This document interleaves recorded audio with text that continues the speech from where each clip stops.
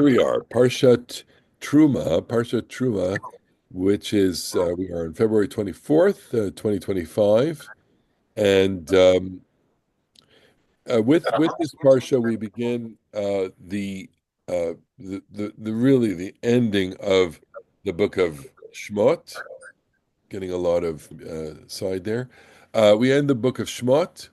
We're going to have Teruma, Tetzaveh, Kitisa, Vayakel, Pekude, five parshas, which is quite a substantial amount of text, dealing with the sanctuary, the construction of the sanctuary, the design for the sanctuary.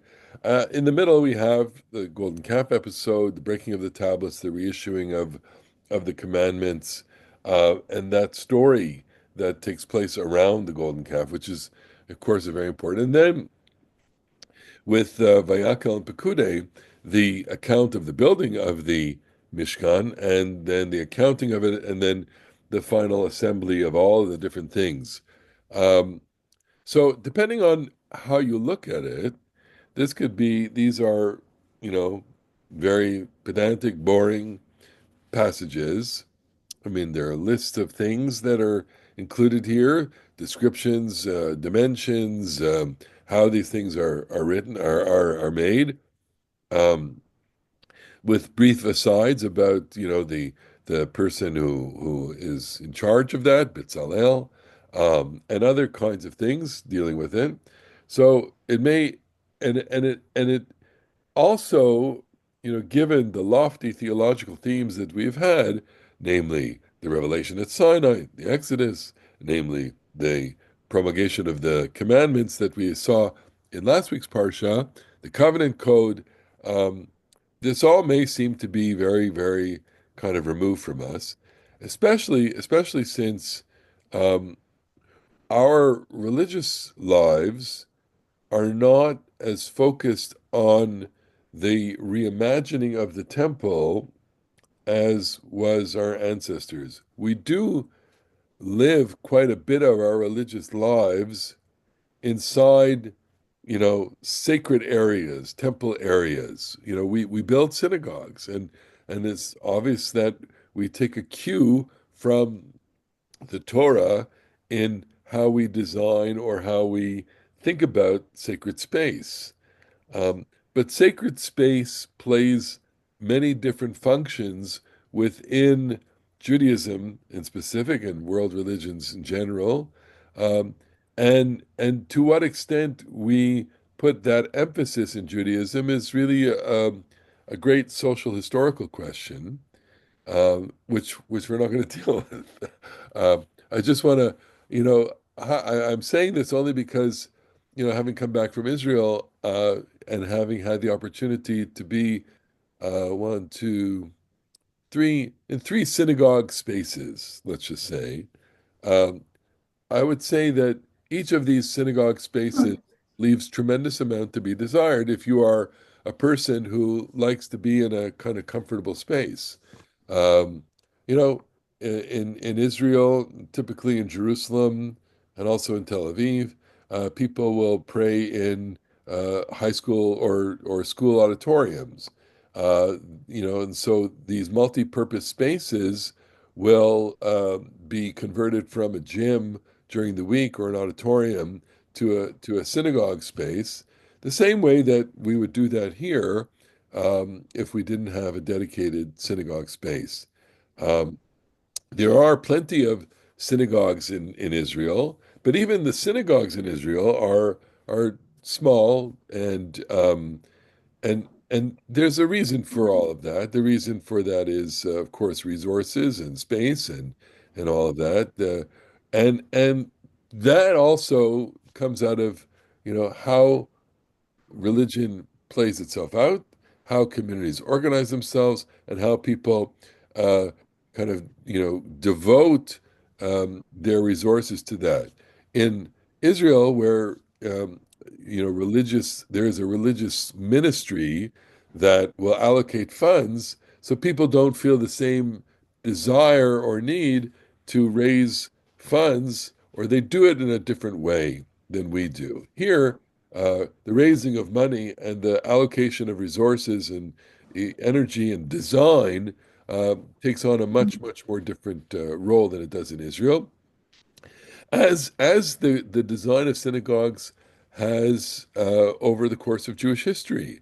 Many of us, I'm sure all of us, have had the opportunity to travel throughout the world, and I'm quite sure that one of the things that Jews do as they travel is they visit Jewish communities, they visit synagogues, and we learn quite a bit from visiting synagogues all over the world, especially let's say Europe, especially anywhere you go across Europe. I mean, if you've been to Italy, and Italy will come up later on in our little shiur today. Uh, Italy has some magnificent synagogues. If you've been to the synagogue in Rome or the synagogue in Florence, for example, these are masterpieces of architecture, and they tell a certain story, and their story is not necessarily about God, although we'd like to think so. They're stories of the community.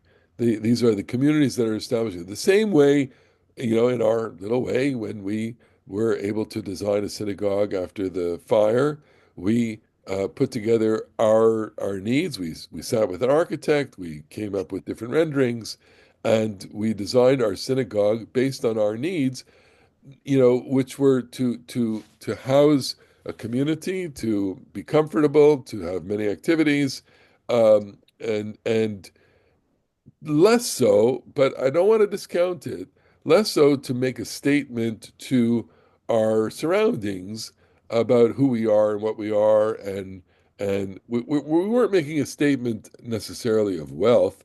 I don't think so. That certainly wasn't in any way near my, but we certainly wanted to be respected, and I think we wanted to create a respectable space that would belong as among the premier places in Highland Park. Marlene, go ahead. So the synagogues in Europe are obviously wealth gatherers, and they don't tell the story that the Torah tells us.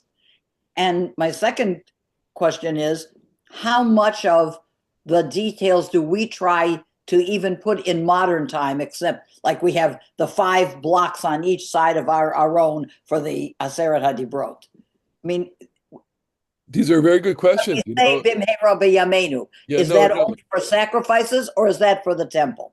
So quite frankly, we don't draw any direct technical specs from the Torah to our the synagogue design. None of that actually is present. What it is present in motifs. It's present in symbols or artistic, renderings. We'll find, a kind of, especially and when you go across Eastern Europe and you see, the beautiful painted murals in synagogues, these are painted murals of how the temple and other scenes in the Bible are imagined. That's very common through Jewish history.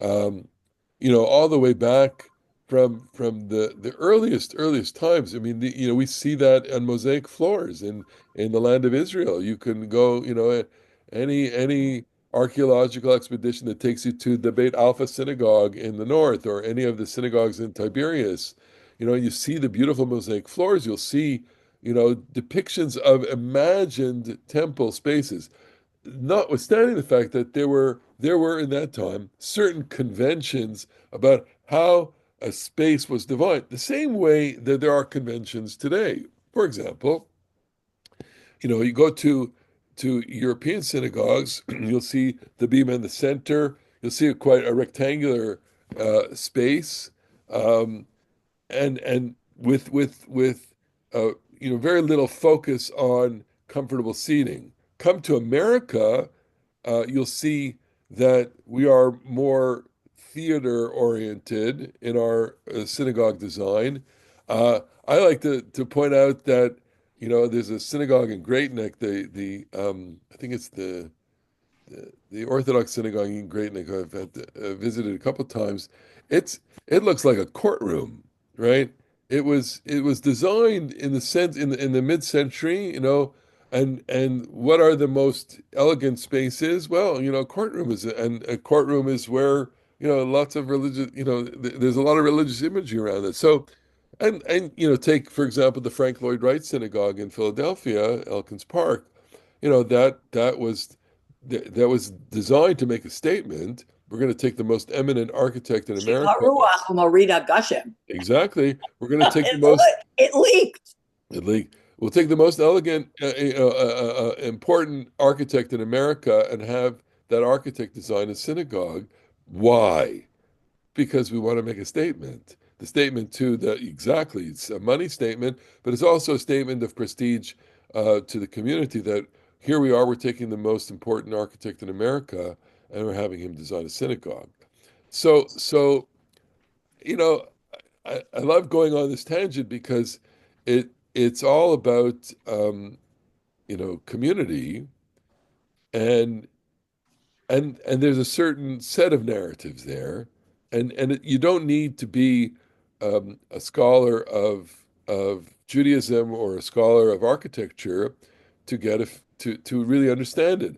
I challenge anyone, not challenge, but you could, if you walk into our synagogue and you walk into any synagogue, you're going to have an experience of a dialogue that exists between you and the space, the same way that any of us who walks into a home, anybody's home, you're going to communicate with the space in various ways, whether it's the organization of the space, the ambulation of the space, the decoration of the space, and you will make conclusions immediately based on that. For example, I'll just use my house as an example.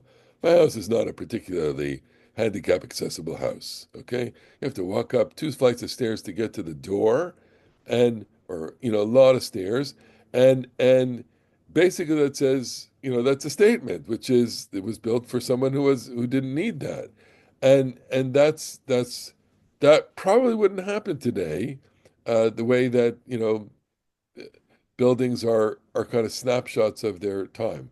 Building, a house that was designed in the late 50s, 60s, whatever, that's who thought about these things. And on and on and on we can go about these things, the way we organize kitchens, the way we organize living rooms, all that changes. And, there used to be a fireplace at the center, you know, it, it's, we have lots and lots of different things in design. That's what makes design very interesting. And to a certain extent, those themes are part of the discussion here. But now I want to turn to the text itself, because the text itself really has a couple of things going on in it. We could focus on the aspect of uh, um, uh, the raising of money, okay, which is an eternal theme in Jewish life. Those of you who raise money know what I'm talking about. Uh, but I was struck by something else going on here that we'll get to. Here we go. God spoke to Moses saying, "Deber al bnei Israel, v'chuli truma me'et kol ish asher yidvenu libo." Speak to the children of Israel that they may take a raised contribution from every man whose heart makes him willing. Tichu et trumati, take my contribution. In other words, go out and do a fundraiser. Okay, we're going to gather the material, the raw materials that are necessary for the construction, fabrication of the sanctuary. What do you need? V'zot ha-truma asher tichu me'etam. This is the contribution that you take from them. Zahav, gold, v'chesef, silver, unechoshet, bronze, utechelet, v'argaman, v'tolat shani, blue violet, purple, and worm scarlet yarn, v'shesh v'izim, byssus and goat's hair, v'orot elim adamim, ram skins dyed red, v'orot techashim, tan leather skins, v'atzeshitim, acacia wood, shemen lamaor, oil for lighting, besamim, spices, the shemen hamishcha for oil of anointing, v'liktoret hasamim, and for fragrant smoking incense, avnei shoham, onyx, v'avnei miluim, stones for setting, laifod v'lachoshen. Okay, so we'll go there and this is the perennial question for which I have no answer, which is where do they get this stuff? Where do they get? I mean, we're talking gold, silver, bronze, beautiful yarn, beautiful linen. So the traditional answer, which has never satisfied me, which is, well, when they left Egypt and they took from the Egyptians, Yeah, that's this right. is what they got. They got, all sorts of things. And so, you know, Lahavdil 150,000 million times, but it's like you watch these scenes in Gaza, okay, and you go like, okay, wait a minute, they've destroyed the Gaza Strip. Where are they getting vehicles from? Where are they getting weapons from? How do they manage? This was it boggles the mind for me to understand that these poor hostages that are coming out and being paraded you know, with these cards. Somebody's printing them, somebody's designing them. There's a hole in the wall somewhere with an office that's putting this out, and it boggles my mind that here, we are being told that they're suffering and they're starving and they're producing all of these things. So things exist. Who knows? Okay, is what I'm saying. The the the Bnei Israel in the coming out of Egypt, at least mythically, have things. They have all sorts of things, gold, silver, bronze. You know, they have precious yarns and precious material, and and they're able to fabricate things with it. I, again, my I'm matching my idea of poverty and slavery with a certain kind of reality, which is that people have evidently all sorts of things that they keep with them, that if you put them in an aggregate, it makes for something quite substantial. Okay, and we've had, of course, the tragic history with that as well. If you think about, for example, the warehouses at Auschwitz that just took, the things that people brought, right, which filled warehouses. Okay, so so that's we'll put that aside. Okay, it's a perennial question. I don't think it has a satisfactory answer. It does lead to other questions, namely, well, what is this text anyway? Is this a text that relates the story of the Exodus that once they have gotten to Mount Sinai, they're going to need this space, a temporary space, a dwelling space that is going to accompany them through the desert? Uh, and if so, what is that space and why is that space?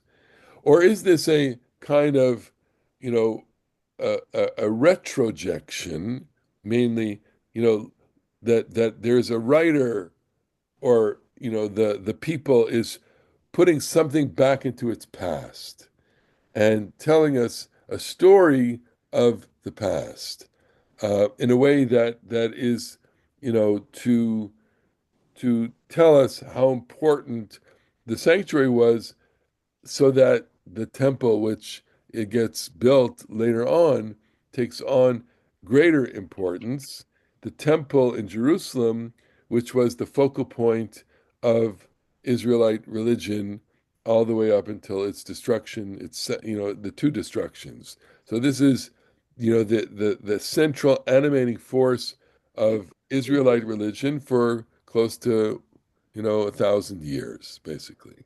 A building to which people made pilgrimages and sacrifices, etc., which required, as everyone who read this would know, enormous amount of material and resources for its upkeep and maintenance. Okay, but here is my question. So we have Vasuli Mikdash, let them make me a shrine, that I may dwell amidst them, that I may shachanti betocham. And of course, that delivers us many beautiful fundraisers. And just a second. And plaques, okay? we, we have this verse, Vasuli Mikdash v'shachanti b'tocham, that gets put on a lot of walls. Okay, and we rabbis talk about, why do we build a sanctuary? We build a sanctuary so that God will dwell among us, basically. But I'm not focused on that today. I want to focus more on this. Kechol asher ani mar'eh otcha et tavnit hamishkan ve'et tavnit kol kelav kein ta'asu ve'chein ta'asu. Exactly as I grant you to see the building pattern of the dwelling and the building pattern of all its implements, thus you are to make it. So I look at this verse and I say, for years and years and years, we focus on verse chet, the make me a sanctuary and I dwell among them. But we never focus on verse tet, which is as I show you. And in fact, the two verses are connected. Um, Rashi, makes this point in his commentary. I didn't bring the commentary right now, but he's saying, you know, that in fact you can read this almost as if the words "v'shachanti b'tocham," that I may dwell among them, those are in parenthesis. Vasuli mikdash kechol asher ani mareh otcha tavin tamishkan. You should make the sanctuary exactly as I grant you to see it. So v'shachanti b'tocham almost seems like it's been inserted there.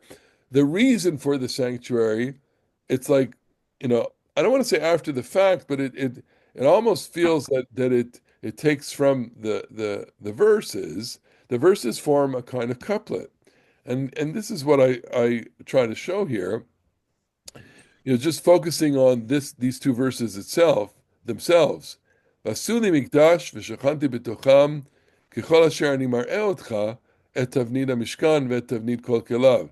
So as usual, I like to count up the number of words in a text. I come up with 19 words here. And I follow this theory that, if you want to look at something that's really important, look at the center of the text. Look at where the text divides. So there are 19. It doesn't always work, but it's a good, at the very least, it's a good pedagogic tool. At the center of this text is, I'm showing you, ani mar'eh otcha, because we have 19 words. So word 10 is otcha, and then the second half is this. So we have the first half, which is this, and the second half, which is this. So right at the hinge of these verses is the idea that I'm showing you. And from that, we get a story. That's the image that I have in my head, which is how, I don't want to use expletives, but I'll say, how is it that Moses, who knows about as much about building anything, is able to build something? You could say, and I mean, it's as plausible as anything, that Moses is like a Da Vinci, okay, a Leonardo. He is so spectacularly endowed with capability that, like Leonardo da Vinci, he can do almost anything. He can do anything, like Michelangelo, right? Michelangelo, was a great sculptor, but when they kind of said to him, we need a we need a painting for the Sistine ceiling. You're going to do this for us. And he said, "Well, I'm a sculptor." And they said, "We know you are. Yes, of course you are. But here, paint." He became a painter, or he didn't become a painter. I mean, he painted one of the great paintings of human civilization on the Sistine ceiling. Okay, so you could say, well, Moses is that kind of genius, which, it stretches my credulity only because, I would see Moses not as much of a genius in tactile arts as much as he is a genius, or supremely endowed in terms of his qualities of being connected to God. That, of course, is a great human attribute, to be somewhat different from most of us in the sense that I wouldn't say it's only spirituality, but to be in tune, to have a kind of sense of the world that's beyond yourself, and to be able to communicate that in a way that would become meaningful through law. That requires a certain kind of genius. Um, so, you know, but the last thing I would associate with Moses necessarily is that he's an artist, a tactician, or someone technically endowed. He does have people who are going to do that, but Salal, that is the genius, okay? But not Moses. Go ahead, Marlene. So I wanted to ask if if his father-in-law told him to separate the community into these leadership groups, Yeah. didn't that give him the ability to hand out jobs, even if we don't know about Bezalel yet? I think that absolutely, and I think it there's I always like to see there's a political story here. Who gets the job? Who is chosen? Why are they chosen? I don't know. You know, DEI is in place. well, no, of course, I mean, what were the considerations that went into allocating, subsidiary positions in the leadership of Israel? My whole take on Yitro, if I wrote about this a couple of weeks ago, which was the idea that if Yitro stays around, it undermines Moses' leadership. And so there that goes, again to, well, he is a supremely endowed human being in his ability to communicate to God, but he doesn't really know a lot about how to manage an organization. And it does take a remarkable kind of human being to lead and to manage. I mean, we have libraries of material on the qualities of leadership and qualities of management. Okay, so my point is though that the text is saying to us, I'm going to show you what this is, and you're going to repeat it. You're going to replicate it here. And that captures my imagination only because it says that there's something else going on here in terms of what the story of the sanctuary is. The story of the sanctuary is a human attempt at replicating a divine environment. It is, and it's or an imagined divine environment, or even something that God is doing. I mean, in a different way, you could say God has to function as the teacher here and the guide here in order to determine and um, to enable Moses to create a space here. Now, this is an interesting theme because what it almost says is, I mean, I'm tempted to go into this direction, which is, if you're an artist or a sculptor or an architect or anybody who deals with trying to take an idea and make it into a concrete form, you do have to start with some kind of vision, right? And who gives you that vision? Well, in the secular world, we talk about muses, even though the word muses is a very, mythological term. Uh, but you could, I mean, if you saw the movie about Bob Dylan, or if you listen to any artist talk about their art or their music, whatever, and you ask them, where did you get the idea? They will often say, I don't know. It came to me. It came to me. It came to me in a vision. You know, Paul Simon talking about his most recent album says, I had a dream. It came to me in a dream. And what are you supposed to do with that? I believe it. I mean, yeah, I'm sure a person has that experience. Notwithstanding the fact that an artist also has to have the skills, the ability to, and the vocabulary to take vision, to take the experience and to compress it and to translate it into something that's meaningful and that communicates. Bob, go ahead. May I have Steve? Bob. Yeah, I'm just wondering, is there another way perhaps to think about this, that Moses is not being asked to be uh, the architect or the manager, but the teacher? And what I mean by the teacher here is that just like the Shekhinah is going to dwell, how do the people dwell spiritually within the Mishkan? And so, for example, what is the meaning of the selection of gold, silver, copper? What is the meaning of the particular items? Just as an example, I read someplace that the gold and silver are inanimate. There's vegetable matter, plant matter, there's animal matter, there's human matter, and they're all connected together in different ways. And so it's sort of the question of the symbolic meaning of what all these items are. And so Moses is actually being asked to be a teacher rather than a designer.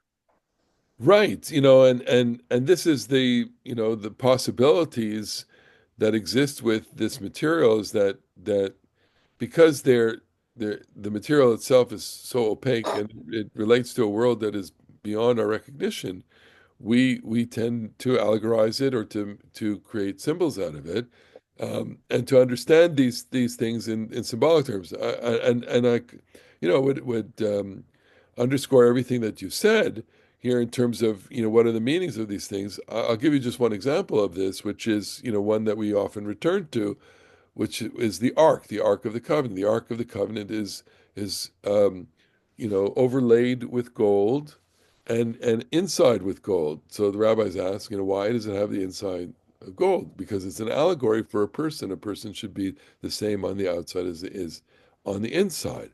And already once you go into allegory, I mean, there's nothing that stops you.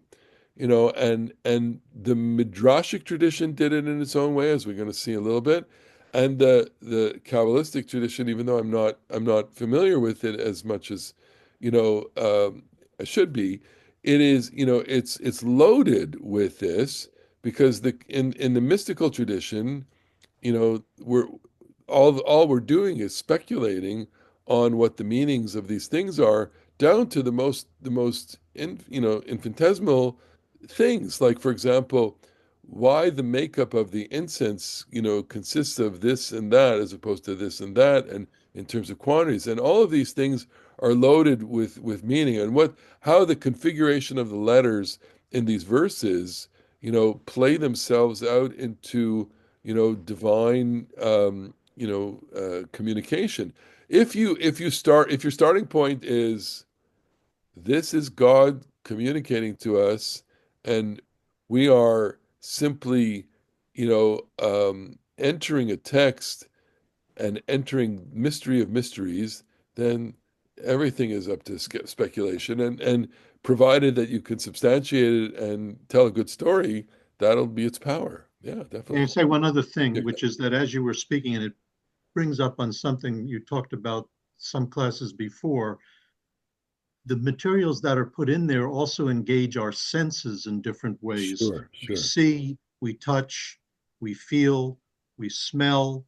And so it's a way to connect with all of this by talking about sense making, which is not mystical, but very much experiential. So, I mean, I would go there myself in the sense that you know, not being as mystically inclined, I would say, well, why would you use gold, silver, and bronze, and why would you use these different yarns, and to be a simple interpreter, say because they're the stuff that make for beautiful things. We have a deep anthropological relationship to precious metals. Gold, for example, is the reminds us of the sun, right? And that, why is gold precious? I mean, why should gold be more precious than anything? I don't really know the answer to that, other than that's how our humanity, our culture has made its associated, and partly because you look at it and you get a response, you react to it and say it's beautiful. You know. Okay, Steve, go ahead.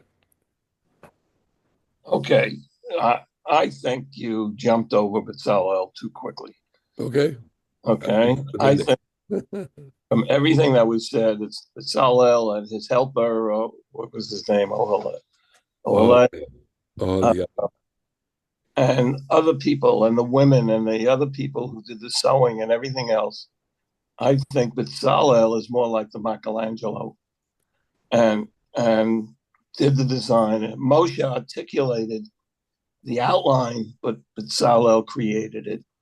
And the same way in Solomon's temple, Solomon had artisans, I forget his name, who worked in the brass and made the brass uh, columns for the temple and decorated the temple. They were all artisans. There must have been another artisan who was Right. So I think you're absolutely correct in pointing that out, that Bezalel, is a formidable figure in terms of the construction. You could call him the artisan in chief or the foreman, whatever we want to do it. And that well, so that so creator. I think created it. he is not the creator though, because we're specifically talking about uh, God giving Moses a vision that needs to be translated into something tangible. So, so I could concur with you, Steve, and say, Moses has to go to Bezalel and say, "Look, God said this, and He showed me this. Go make it now." And it takes a genius like a Bezalel to run with that vision and to make it happen. Just like, I mean, I don't know. I mean, I don't work with artists a lot. I mean, I've had to commission things here and there. But if you ever were doing that, and I did one thing where I asked an artist, could you come up with something that reflects this idea? And the artist, calligrapher, took the idea and made something absolutely beautiful, right? And it takes, but that was after a conversation. We design things in the synagogue based on that kind of consultation, where an architect or an artist, the Ner Tamid, for example, we designed the Ner Tamid based on different forms that were existing, what kinds of things we want to say, and the artist did it and showed us, and it was beautiful. Okay, go ahead, Alana. I would like to think that this whole plan is a prophecy for Beit HaMikdash in the future, Yeah. because how are they going to travel in the desert for 40 years with all these items and decorations and everything? So maybe it's just a plan for the future to take into consideration, to think about, and then do it at the time of King David and Shlomo. So for sure, there's something like that going on. But and here I have to, cite Gary Rensburg, who, obviously is a biblical scholar, and others. There's a scholar named Joshua Berman who has shown that what we see in the design here actually is reflective of an Egyptian design, that the Egyptian, it's the mobile palace of the Egyptian pharaoh, and that it wasn't a temple as much as it was the camp. How do you, when you go out to war as Egyptian soldiers, what do you do for your pharaoh, right? And you make a throne chamber that is enclosed, and so he shows, I think, quite compellingly, and I should pull up that article, that what we see in the sanctuary, the design, actually is a kind of elbow in the nose to Egypt, because they designed it for Pharaoh and we're designing it for God. Okay? But that's not the story here. The story is that God is showing this to Moses, and God wants something recreated here. Let me go on into some of these sources, and we'll talk about it more. Okay? So I said that for me, the hinting of the text is that it draws me to, I will show you. That, I think, is the central drama of the text. Okay, let's just take a little excursion into Midrash here, because it's always fun. Midrash, and this is, I think, Bamidbar Rabbah, Rabbi Berechia in the name of Rabbi Batzla. I don't know who Batzla and Brechia were, but they have B names. Lamelech, this is analogous to a king. Shayalo Levush, he had a magnificent garment, Meshubach, Asui Margaliton. He had a jewel-spangled garment, okay? Amar Leven Beito, he said to a member of his household, Aseni Kazeh. So he says, make me one like this. All right? The master, the king had and he said, make me another garment. He said, my lord the king, Adonai Hamelech, Yachol ani lasot kamoto, can I craft one like this? Amar lo, ani bichvodi vata besamimanecha. I have it in real, garments. You have to make it up with your dyes. You have to do the colors. You have to do something extraordinary with color. Kachamar Moshe. Moses said before God, God, my God, Elohai, Yachol ani lasot kael. Can I do this? I can't do this. Amar lo katavnit. Do it like the form that I'm showing you. The sky blue, the purple, the crimson, the wool, etc., the fine linen. Okay? So already the Midrash is really capturing this idea, which is what I've been saying. So I'm not good. Excuse me. Some of us are good at drawing. Some of us are good at weaving. Some of us are good at sculpting. I'm not good. I certainly can't do what you're saying, but I need you to show me something. Okay? So that's what he should do. Forgive me for a second. I'm just going to cough without the microphone.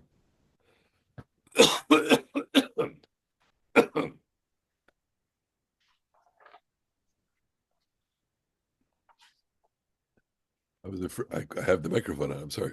I was afraid of that during this class. You bought it from Israel. I did. I really did. Okay. So that's the idea. Now, I want to go on with this because I find this motif really interesting. So I'm going to cite the work of Umberto Cassuto.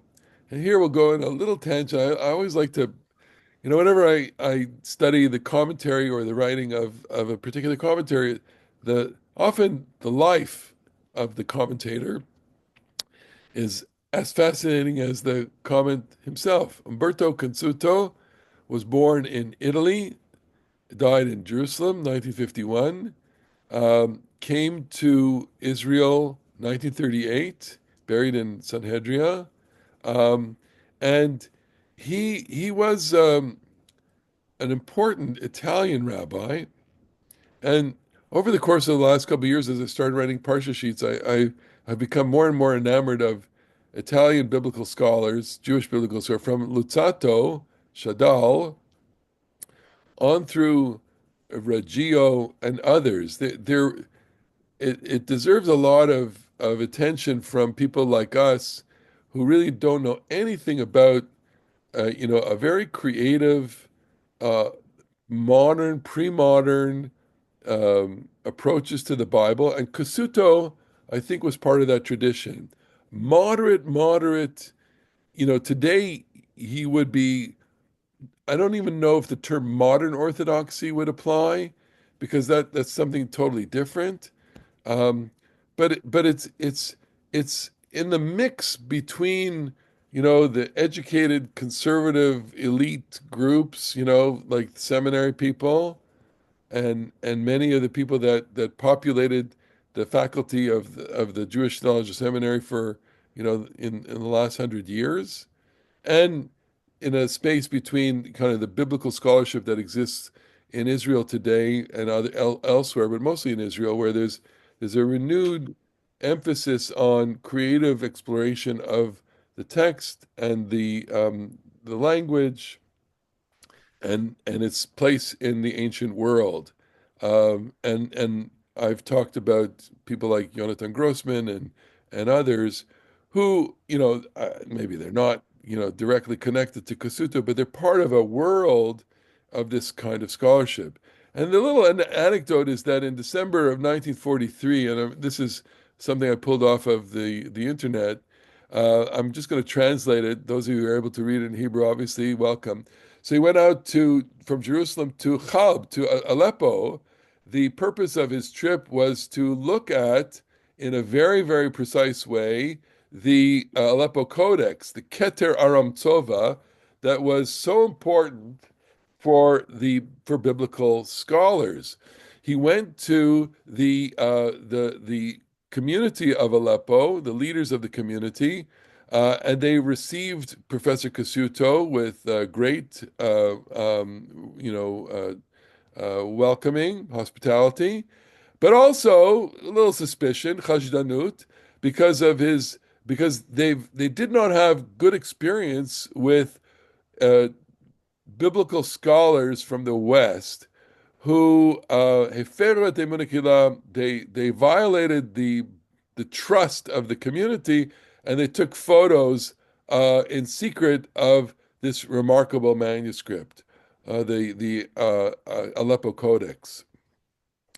Because of that, the leaders of the community that guarded the codex, they were together with Professor Casuto in the time that he went to look at the codex, and they made sure that he wasn't concealing any camera with him when he went to see it. Uh, Casuto,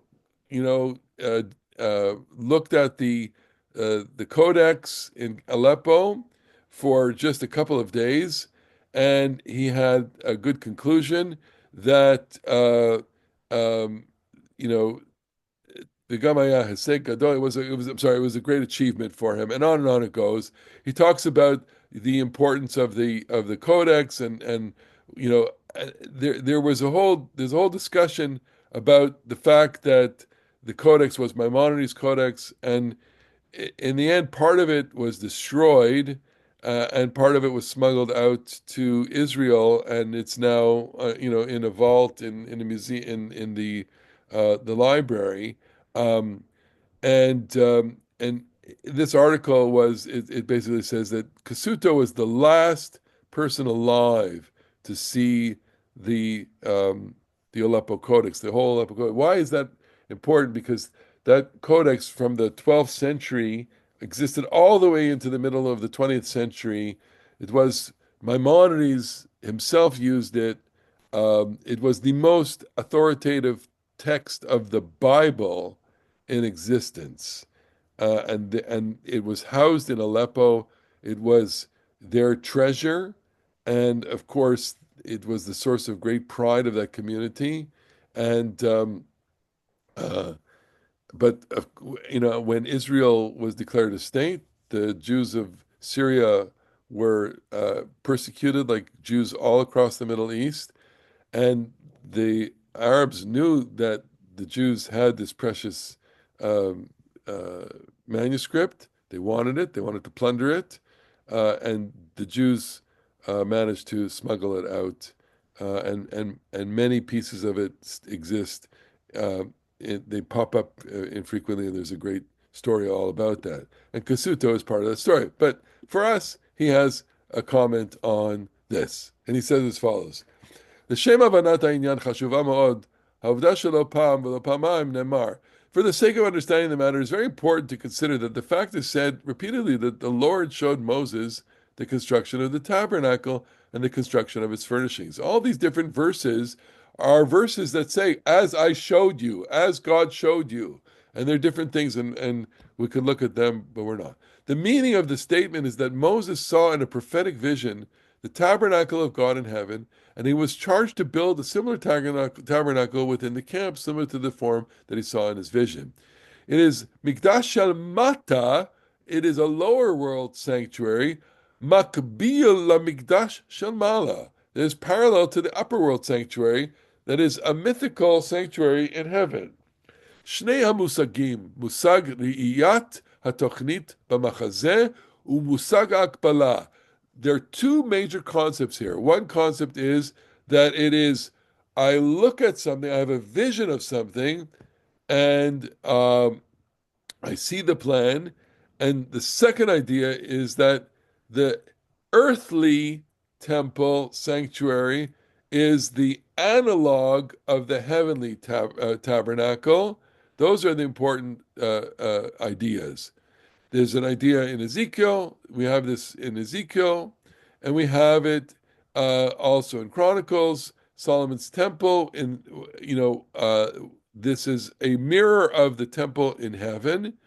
Certainly something not new that the rabbis invented from their hearts. What I just showed you, a rabbinic, that didn't come out of an invention. That's a prior tradition that had to that effect. So the point is that there's something. I'm just going to close here for a second. There's something um, that is accessible in terms of folk tradition, folklore, and a religious idea that there's a vision that gets translated. And I reflected on that in terms of muse, artists, music, etc. There's something that is seen and then is translated. Okay, but it also appears in other religions and other folklore, and this is where Chat GPT is effective. Okay, and we'll do it here. So I asked ChatGPT, I'm looking for parallels to Exodus 25:9. God shows Moses the structure of the tabernacle. Are there parallels of divine beings showing palaces or sanctuaries to humans? In folklore, is a main character ever shown things by a heavenly messenger? In Dickens' Christmas Carol, is this motif the same? And does this motif in Ug's tale? So, as usual, it takes exactly 3 seconds for ChatGPT to put the answer to this. Yes, the motif of a divine or supernatural being is shown as good. Here are some notable parallels. So he brings us Ezekiel, the heavenly temple in Revelation. So in the Christian scripture, an angel shows John the New Jerusalem, a radiant divine city descending from heaven. Enoch and heavenly palaces, the book of Enoch. In Islam, Islamic mirage. In folklore, we have supernatural guides. Many folk tales feature a supernatural figure guiding a mortal to a hidden sacred or magical place. Celtic mythology, Dante's Divine Comedy. Dante is led by Virgil through hell, purgatory, and heaven, witnessing divine structures. The Christmas Carol aligns with this motif because Scrooge is taken on a visionary journey by supernatural guides. Like biblical figures seeing divine spaces, Scrooge is shown hidden truths, both past and future, leading to transformation. While it's not a literal palace or sanctuary, the spirits unveil a blueprint for reality that Scrooge was blind to, much like Moses is shown a divine structure. So this is a little bit of a stretch here, but okay. So if the motif is I need a guide to show me something and to guide me to a different reality, that's the motif. And then, of course, we have other examples that are not, Sir Gawain and the Green Knight, and I don't know any Mayan mythology, Plato's allegory of the cave, etc. My point is that when we stumble on this little thing here, God showing Moses, it's part of something much larger. It's part of the ancient Near East for sure. That's Kasuto. Kasuto is saying this is an idea. It goes on in his interpretation and commentary to talk about, there are different Canaanite models and different, other Mesopotamian models of how this is playing out. But I'm saying that this is actually much more universal than that. That the idea of being shown something as the sacred area is what makes the sacred area sacred. That when God says, you shall build for me a tabernacle that I may dwell with you, that's what we focus on because we're so keyed in as Jews to the idea that God dwells among us and that there's a sanctuary and that we as a community come and inhabit the space and create the divine presence. But we are so not keyed into the idea of construction as a sacred act altogether, and that the sacred act of constructing the tabernacle is an attempt to mirror the structure that has been either exists in heaven or that is conveyed by the divine to Moses, and that process of trying to concretize a vision is essential to the sacred project. And that's the main thing here. And that's always lost on us. And that's why I think it's important to focus on the text here, in the way that it hints to us, before we go, and talk about, all of its utility to us. It's in the construction of the text that you have the sacred act of replication of the divine. And that is where we're going to conclude.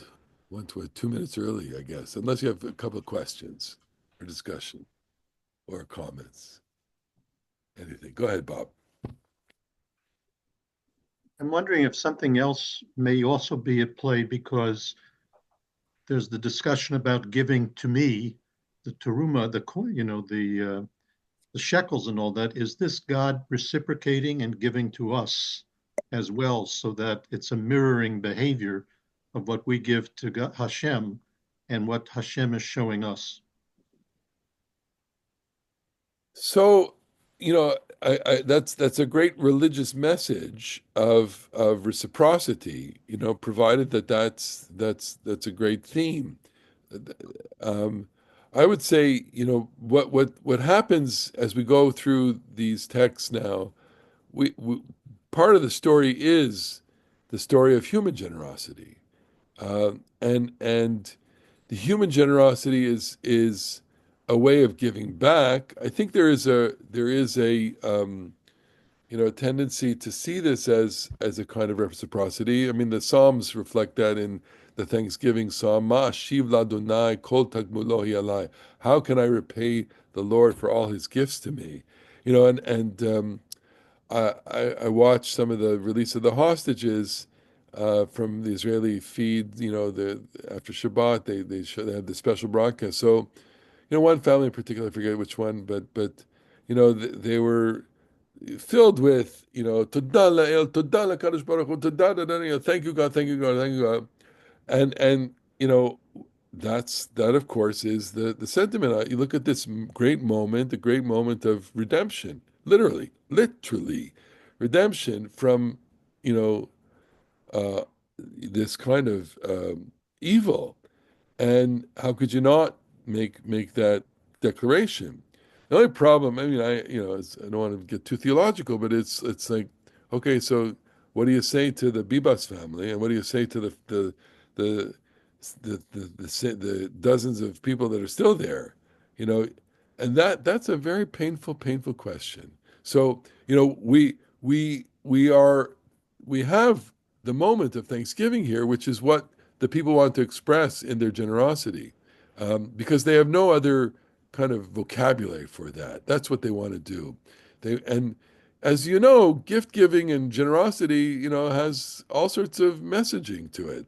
It's I want something in return from you too. I give to you, I do this altruistically, without expectation of any kind of recognition. However, it's nice to know that my gift's appreciated. I think my question is much more text-based, which is the text that just precedes that is about us giving, and now it's followed by this. So Very good. That's the connection I was trying to make. Why here does that language appear about the Yeah. Mishkan? Interesting. Good. Uh, Love uh, it. this parasha is my birthday parasha. How about that? What Okay. does it mean? What does it mean? What does it mean? Do you know, I love the idea that we're all connected to some place in the Torah. So at the very least, Ilana, it's the beauty that you bring to us. You're right. You're right, okay? The beauty in teaching and personality. Okay. With that, everyone, I'm Marlene Herman. Last. Can we go back to the slaves in Egypt for a moment? We talk about these poor guys living there, but they had homes, they had cattle, because when they talk about the Exodus, they weren't penniless. Right. They were hard workers. So we don't have a good view of destitution. You know, these people depicted in the Torah story were descendants also of herders and shepherds, and That's why they had, and they part of what they did was they tended to the flocks of Pharaoh. So they had that, and the vague statement that the Torah makes about their exodus that they took or they borrowed or they were given or etc. They vayitzu berechush gadol. That's God's promise to Abraham that they come out with loaded. They come out loaded, and we just don't know what that means. It's all speculation on our part. It's all imagination for us, and our imagination is only based on what we see and how we can kind of extrapolate from what we see to what is. When we encounter, when we go to let's say walk in New York City, you see vagrants, they have nothing, and yet I'm always amazed when I see someone panhandling in New York, they have a cell phone, so somehow they got the money to buy a cell phone, and somehow they got a plan. A plan is, I don't know, anywhere from $10 a month or car. I don't know. How where does that money come from? Where are they getting that? I don't know. You know. So anyway, Felicia, what'd you say? Felicia. Okay. Why does God want the need physical dwelling space? How does our influence for understanding God's relationship with the physical world? Yeah, good question, Felicia. Why would God need a physical space? It's not for God necessarily. We need it. We need it. We need the space to come together. We need a place to be community. It just doesn't happen by accident. There's something about religion that it requires a certain organization. We like to organize, Jews especially. We like to get ourselves together. We live very much in community. We can't exist without each other, and I think that that's part of the story here as well. All right, folks, we'll leave it Thank you. there. Thank you very much. No class tomorrow. Again, I'm sorry about that. We have a funeral tomorrow. No class. We'll be back